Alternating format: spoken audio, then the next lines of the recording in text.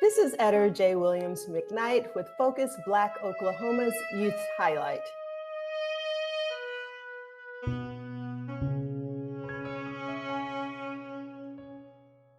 I am here with some extremely brilliant seniors from this year's class of 2020, and I'd like to talk to them about how school has changed for them and their life has changed for them under COVID.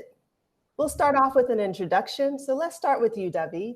My name is David Esteban Hernandez Perez, and I go to Holland Hall. I am Deja Harris, and I go to Holland Hall. Hi, I'm Kamar Washington, and I go to Broken Arrow. Hi, I'm Curtis, and I go to Tulsa Central High School.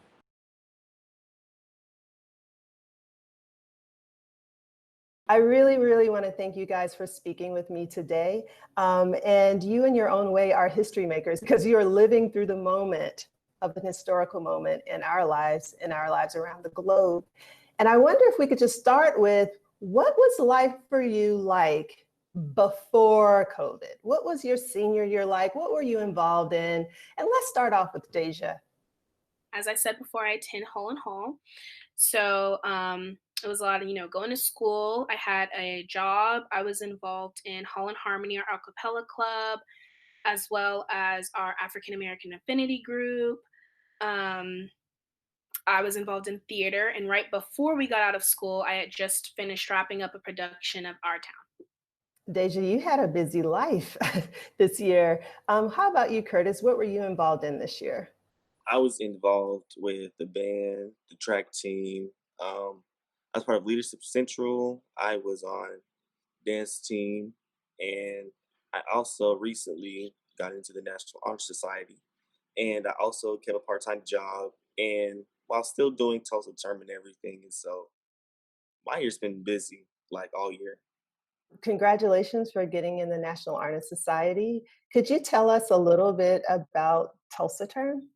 Is basically a group of kids from several different schools like Holland Hall, Booker T, Central, just all around the Tulsa area. And what we basically do is we basically just try to band together to make a big impact on Tulsa as a city.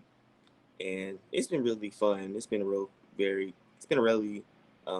very great experience. Full disclosure, I know Curtis from Tulsa Term because he is the current cohort, as he said, and I'm also one of the co-directors of that program. And it is also a place where I got to teach Deja. So I just wanted to name that. And other connections are I work as well at Holland Hall. So I know these students from various perspectives. I also know Kamara from his work at Broken Arrow, but also as family connections. So that's how we have all come together this time. Kamara, since we mentioned your name, could you tell us what your life was like this year? Well, I was involved in a lot of student-led stuff. I was in the student council. I was in the spirit squad, or the jungle squad, which was basically we would lead chants on Friday night football games for the student section. And I was also in Colabash, which is an all senior committee that we put an event before the school year called Tiger Camp, which introduced the upcoming sophomores about, give them a tour of the school, what to expect, what student life is like, and to kind of make them feel comfortable about coming in.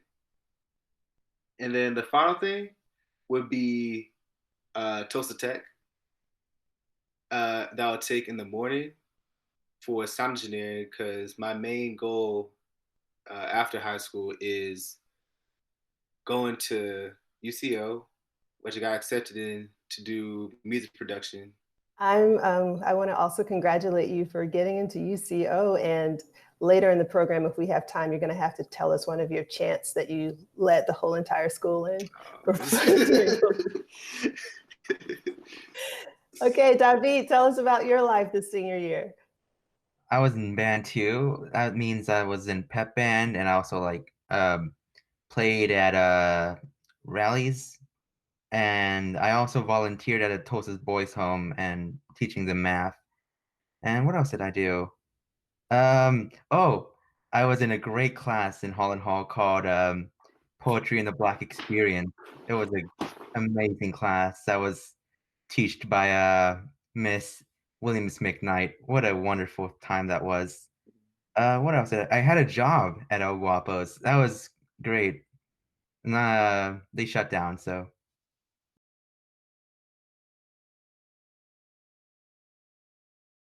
What was it like when you heard all the news about COVID, and especially when you learned you would not be returning back to school this year? The restaurant I worked at closed down a bit before COVID due to financial reasons, but it's sad to know that even if it didn't close down then, it would eventually close down because of the crisis. Um, Other than that, it's kind of sad knowing that because I also stopped volunteering at the Voice Home before COVID happened too. So like knowing that there was a guarantee that this was gonna happen makes it even sadder than, you know, it happening. Deja, what about you? What was it like to hear that, your life would be totally different? When we first heard that school was closing down, because Holland Hall was the first school to close down in Tulsa, um, at the time, it wasn't really that big of a deal. So as seniors, me and my friends kind of were excited because they kind of phrased it as we're starting spring break early and then we would return back afterwards. And then as things progressed, we found out that we would be going to online learning. So that was kind of sad to know that we wouldn't be most likely returning back to our high school. And then my job closed down as well. So it was kind of that uncertainty of whether or not I would be returning back to work to help save up for college. My taekwondo school also shut down, so that was kind of sad. Kind of like the last few months that I had before I go off to college, I wouldn't be able to be in the dojo. So yeah, it kind of was just like a reality check of okay, this is actually real, and missing out on some great experiences, but also trying to find ways to cope or manage that. Kamara, what was your story? So the world ended, basically. I'm just kidding. But well, so at first it was like what Deja said. I thought we would return back to school on the 6th. So for us, it was basically the first week of spring break, and then the 6th of April, which is a Monday, we would come back.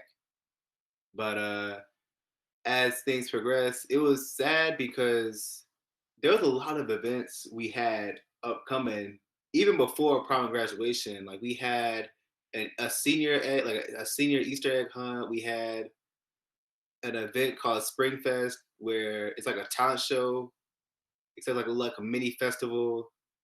Um, what else? We had, I mean, the AP kids had an AP banquet. So it was a lot of things that just shut down. And honestly, I don't know. Also, my tech class got shut down. So I was going to get my certification in the software for sound engineering. So if I go out in music production or in the sound engineering field, that I would be able to kind of be above or be kind of ahead.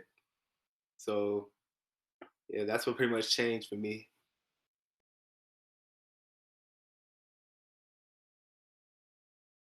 What happened to your learning and your social life?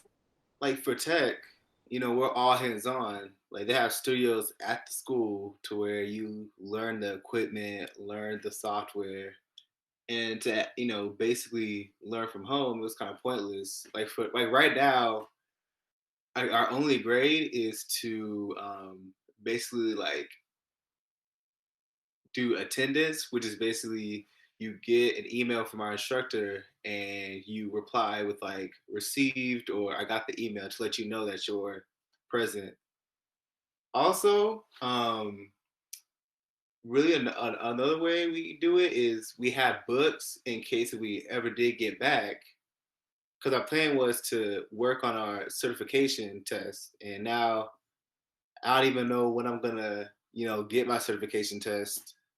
And social wise is really different because I mean, sitting at lunch with my friends who were in student council and my tech friends over at tech, going off campus to eat with friends. It's just different now, so I can't I miss them, but I know that we'll see each other soon. So it's rough, but I'll get through it. Curtis, was your story? What was it like to hear that you couldn't finish your track season, that you wouldn't be physically in class? How did you manage that? And what has it been like socially for you as well?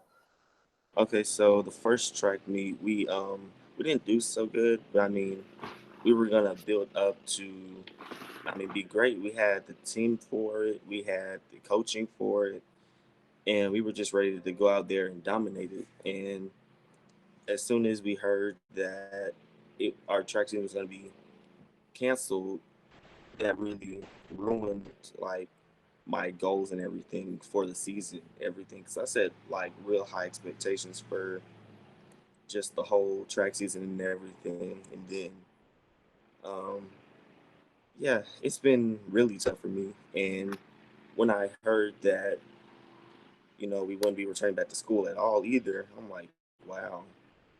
And I was really excited for like just the things we were gonna do in Tulsa term as far as like visits and everything.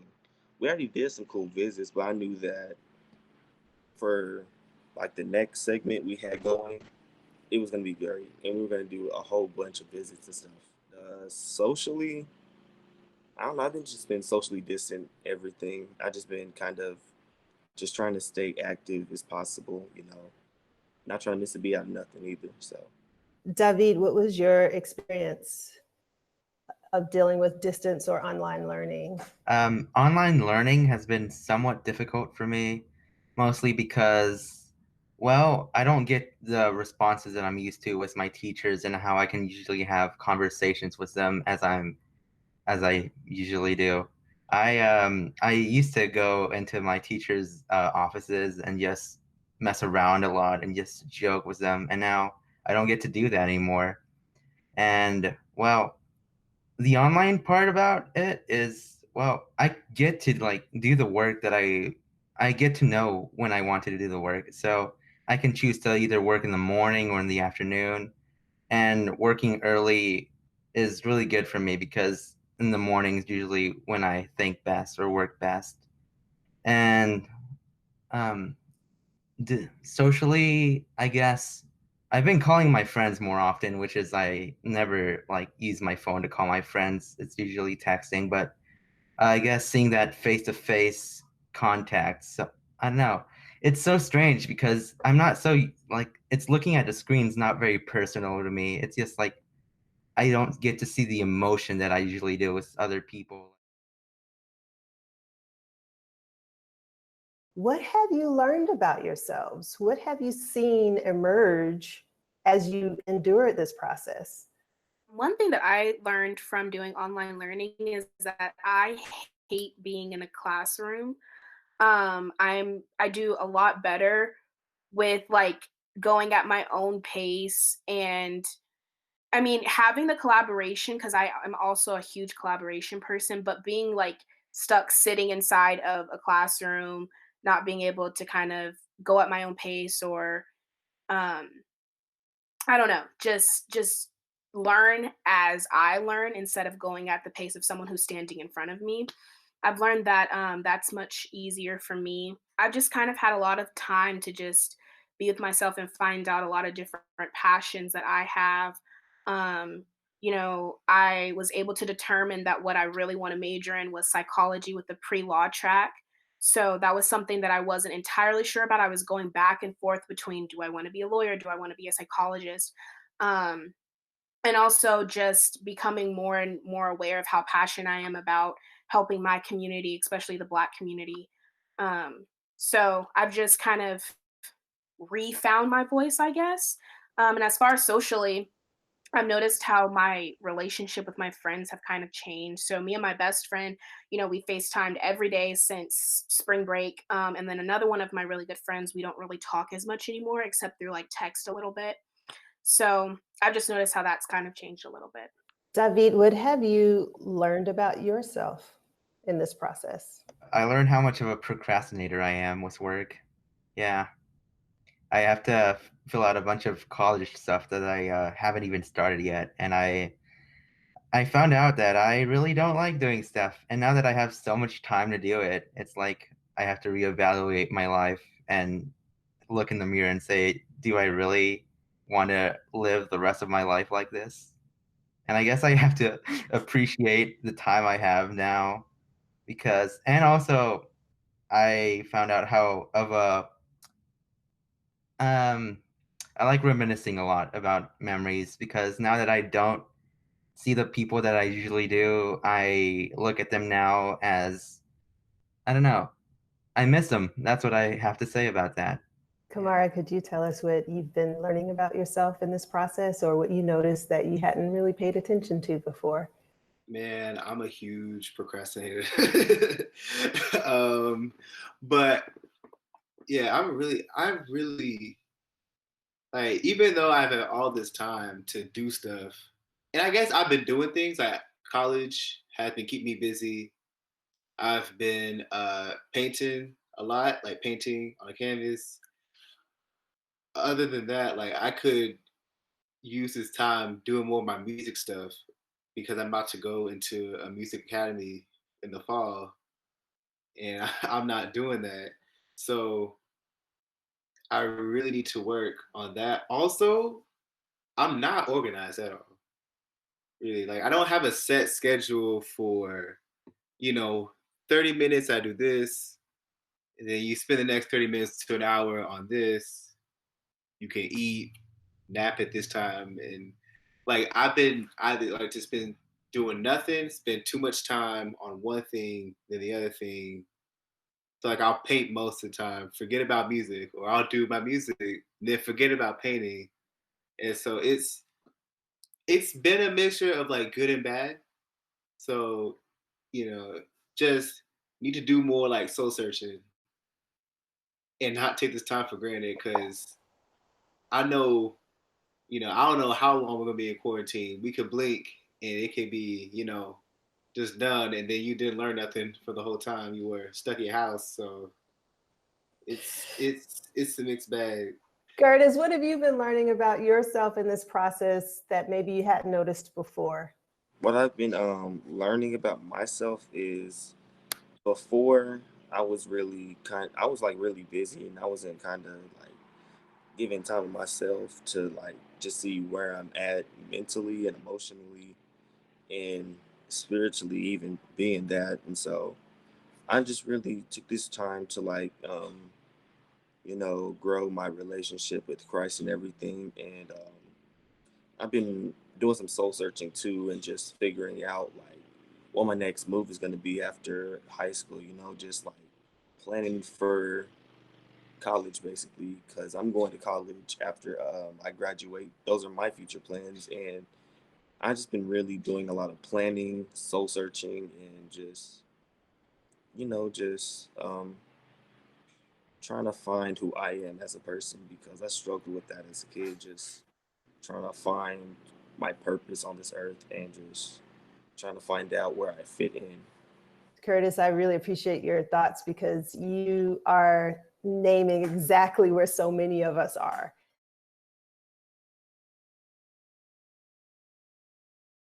All of us are trying to figure out where do we fit in this world, and when the world is changing so rapidly, how do we make our mark? How do we know who we are? Where do we go next?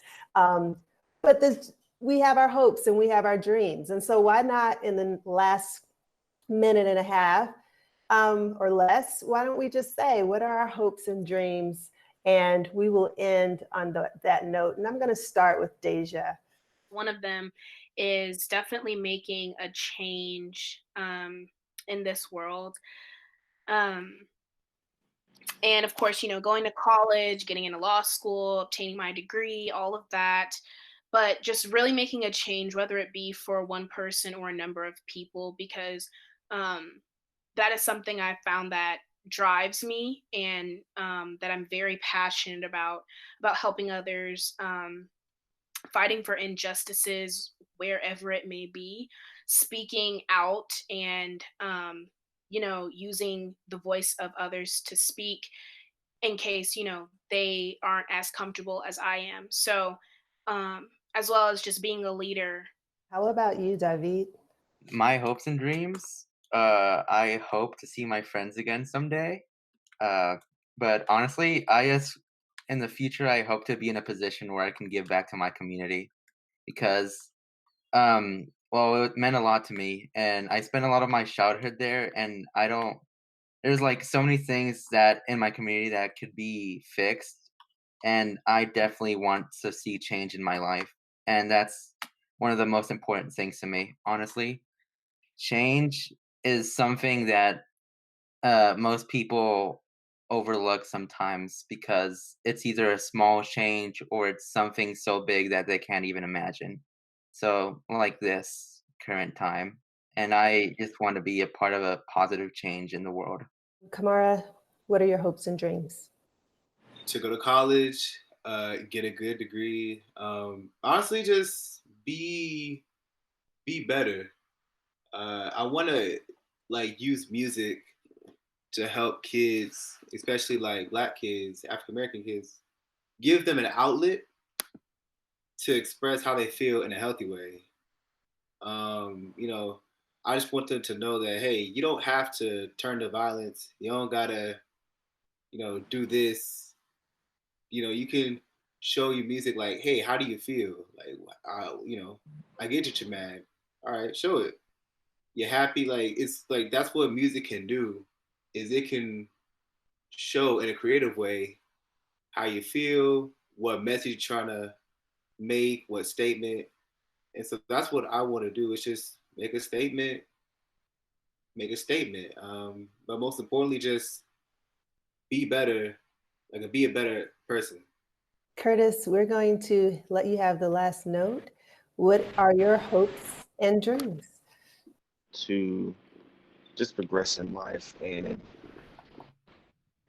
just start a family and, meet people from all around the world, making those building those networking skills, because there are a lot of dope people out in the world, and it's funny how we kind of just bypass that, and because we can think that, oh, everybody just is this way, but when there's more diverse people than you ever think there is around the world. So I think that I am talking with 4 dope people, and you all are going to make your mark in the world. I have no doubt about it. I'm glad to know you. And this has been Eder J. Williams-McKnight with Focus Black Oklahoma Youth Segment. Thank you.